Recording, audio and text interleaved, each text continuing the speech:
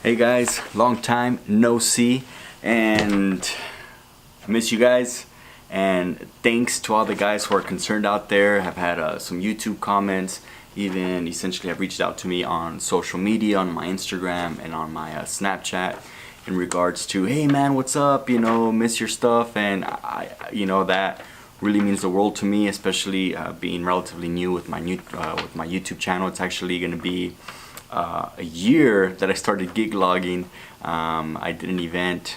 I think the first one that I gig logged was in Hollister, and that was an event last year in September, I believe. So it's been about a year or so.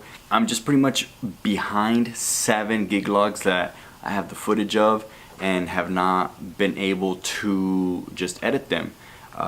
To edit these guys, it's about to do them, where they're entertaining. It's about 8 to 12 hours to try to edit. So before, I would try to squeeze that in during my lunch hour or any little break that I could while I was at work. But things have been just really crazy at work, with it being the end of the fiscal year, and then my responsibilities here on my job. And so essentially I have to take care of those things first. So I appreciate your guys' patience. I appreciate you guys reaching out to me and really just setting the tone for hitting me right in the feels with the feedback. I'm 7 behind, but I have done, in addition to that, 12 or even 15 more events where I just didn't document. There was a period where I didn't know where I left my GoPro stuff or the batteries and one thing or another, and then I just kept on falling behind. Ideally, I would like to gig log everything for you guys, but one way to kind of stay connected is essentially using those social media platforms to see what's going on and reach out to me. I know I've had a few who have reached out to me through those platforms with questions about Monogram's playlist, this, that, and the third. And I was gonna try to make this video really entertaining, but I essentially would rather spend that time in investing in editing a gig log. So this video is gonna be very boring, just me talking here in front of the microphone. In front of the camera, actually microphone too. And so my apologies on that. Really committed to try to come back and essentially elevate to the point where I'm caught up. I've done that just probably once. And now what I did in the beginning of the year is I went fully legit in my business. Pretty much started my entertainment company in trying to see the big umbrella and the big scope of things under Mas Entertainment, which is essentially something really rooted into still the Latino demographic.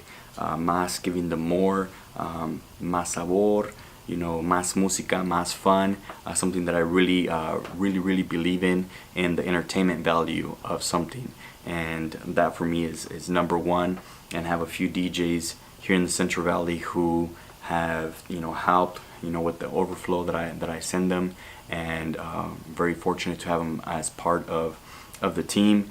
And I actually did our first wedding show under Mas Entertainment, I believe in August, like mid-August. And I knew this wedding show was going to be kind of slow, and that's kind of how I wanted things to be, so I didn't overload myself and I didn't overload the guys that were going to go be with me. It was going to be kind of a method to expose them to that, expose myself to it, doing this under Mas Entertainment.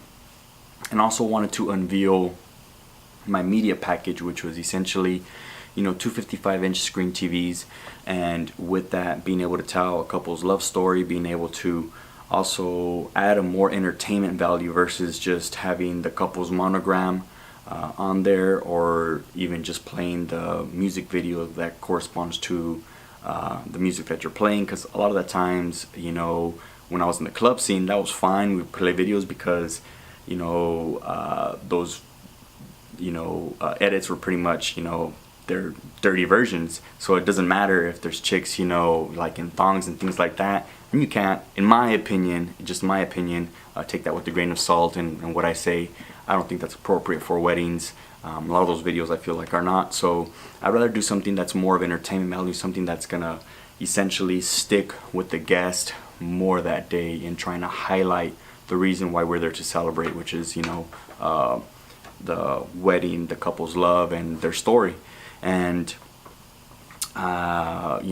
essentially with the wedding show, I took a few of my DJ friends that I really entrust in these events, who have gone with me, who have know the flow, who have DJ mixing skills and are bilingual, which is a big thing that I believe in here in the Central Valley, as far as trying to reach that demographic, because a lot of the times it's, I've had a Cambodian Mexican American wedding, I've done Armenian Mexican American wedding, Laos Mexican American wedding, so it's a big combination of cultural mixing, and that's, I feel, is really keen in trying to provide that option to my clients in that bilingual fluency in English and in Spanish.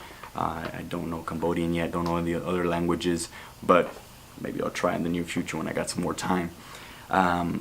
With the 55-inch TVs, that's a package upgrade that I have. Just wanted to let you guys know about that. And also, I did also purchase a drone, for those of you that follow me on social media, DJI Spark, and I'm definitely happy with that investment. And also upgraded and got this Canon T3i, also to be used in conjunction with my GoPro stuff, and for the vlogging, and maybe I might use this for my second photo booth, so we'll see about that. A big reason also as to why the scheduling has been the way it has, with me not being able to edit stuff, is that my wife started a night class that essentially I had to come into work a little bit earlier, an hour earlier, leave an hour earlier, and my supervisor was, I have probably the best supervisor in the world here in my day job, and that's actually where I'm filming at right now, is during my lunch break, just because of the time crunch that I have every day. And she started a new night school course, which is essentially in addition to what she got her license in. She's a cosmetology. She has a cosmetology license, but she's always been interested in barbering. She comes from a big family. Most of them are guys, so she's always done guys' haircuts. So we saw an opportunity, and she's doing this crossover program, which is 10 weeks. So I would go straight home right after work, and would just leave Sundays to meet with my clients, prospective clients, and also clients that I'm serving on the weekend. And so my clients have been really great about meeting with those time constraints.